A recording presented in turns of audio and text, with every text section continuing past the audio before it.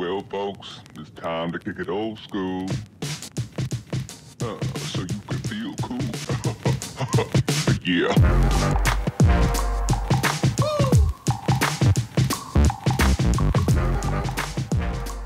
What's up everyone, my name is Ale and welcome to My World of Finance. Today we're going to be talking about Ford stock. This was a stock that was requested by a viewer, so make sure that you leave a comment down below. Let me know which stocks you guys want me to review and I'll be sure to do those. But today we're going to be looking at Ford's business, their stock, some of their pros, some of their cons, and then I'll give a conclusion at the end. And don't forget to leave a comment down below for Ale's World Consensus, letting me know if you are bullish, bearish, or neutral on Ford stock, and I'll have the results in an upcoming video. Now, previously we looked at Netflix and 14 of you voted. 28% of you were bullish on Netflix, 36% were bearish, and 36% were neutral. And I think one of the reasons why you guys are a little hesitant on Netflix stock is because of the looming threat of these giant companies entering the online streaming market. Either they already entered or they're going to very soon. Companies like Disney, Apple, Google, and especially, definitely Amazon as well. But with all that being said, let's go ahead and get started. Let's look at Ford stock, ticker symbol F. Okay, starting with the business, Ford Motor Company engages in the manufacture, distribution, and sale of automobiles. It operates through the automotive segment with cars, trucks, SUVs, electric vehicles, and Lincoln luxury vehicles.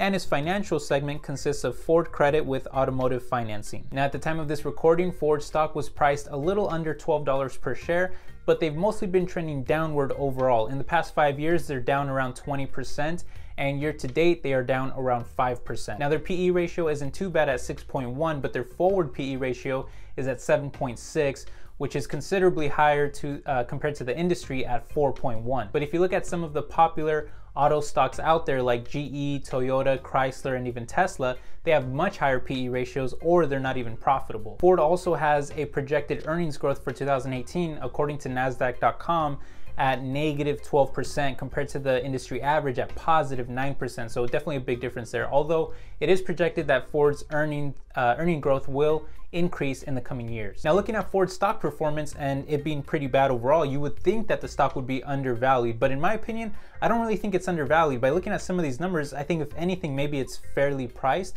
And one of the reasons why I think that is only because some of their competitors are just so heavily overpriced. And even looking at Ford's balance sheet, I'm still left feeling underwhelmed and unimpressed.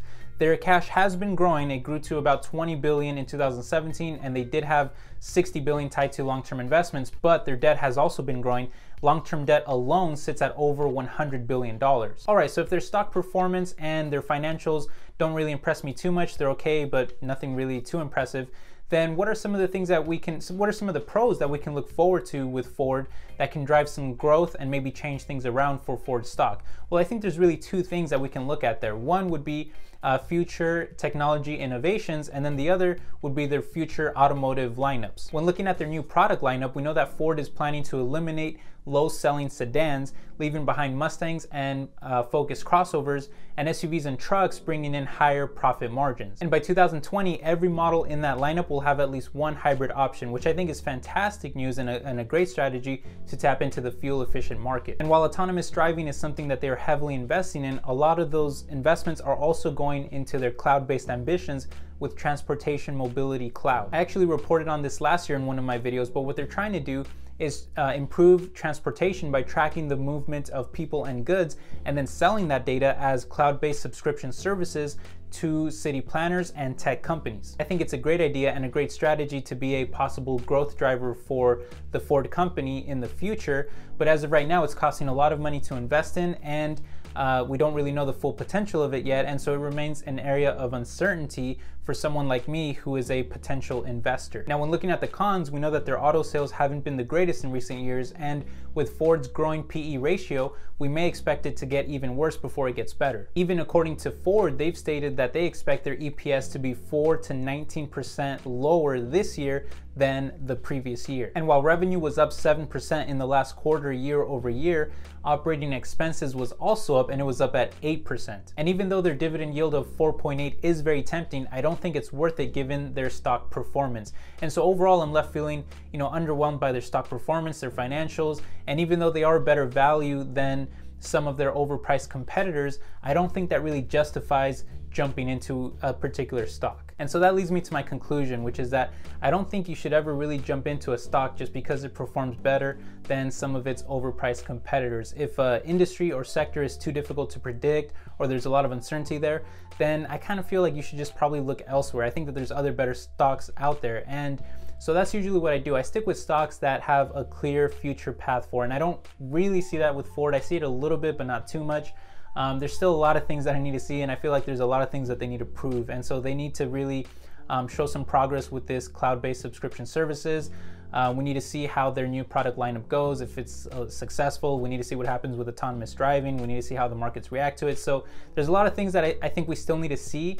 And so Ford just feels a little risky to me. I'm just not, I don't know, there's just not a lot there that is really impressing me or that is making me feel like, oh, this is a buy right now. I'm actually feeling neutral and more slightly bearish. But who cares what I think? It matters what you guys think. So let me know how you feel about this stock in the comment section below. Are you bullish, bearish, or neutral? Maybe even give me a couple reasons why. I'd love to read those comments. And I think that's about it. So thank you so much for watching. If you want to support the channel, see more videos like this, make sure you hit the like button and make sure you're subscribed, and I'll see you guys next time. Have a wonderful, beautiful day and take care.